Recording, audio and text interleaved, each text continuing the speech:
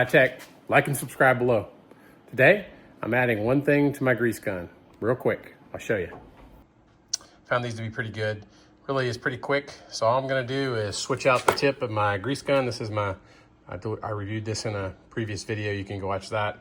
I'm gonna switch out this tip for the Lock and Lube tip, which is right here. And I'll put you on tripod and we'll show you how this is done.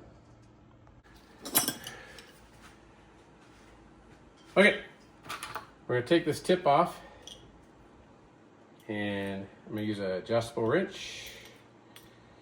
And on this other one, it's a 9/16.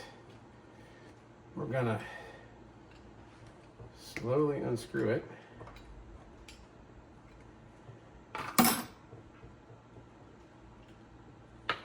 There's that tip.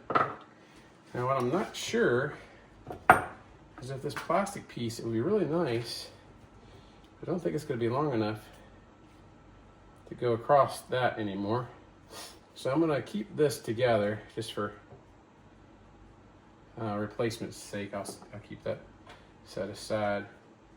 And it doesn't appear there's any thread sealing in there, so we're just gonna try screwing this back on and then tightening it up and see what happens. Be careful not to cross thread it. There it is. Okay, now I'm not sure if this is the same size as 9/16 before. Aha, it is. So let's just take same adjustable wrench, 9/16, same thing.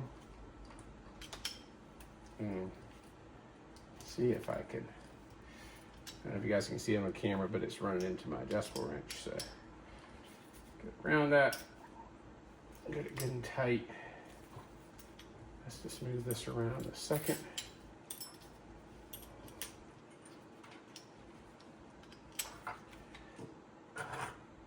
Okay, so what I want to do is make sure that when I pop a battery in this thing and I go to use it, you see how that works. You push down on that, it locks around, it locks it so it doesn't pop off. Really nice. Let's just throw a battery in this real quick. We got some right here. Throw a battery in this thing. Actually, it already has a battery. Didn't realize it. Okay, let's see what happens.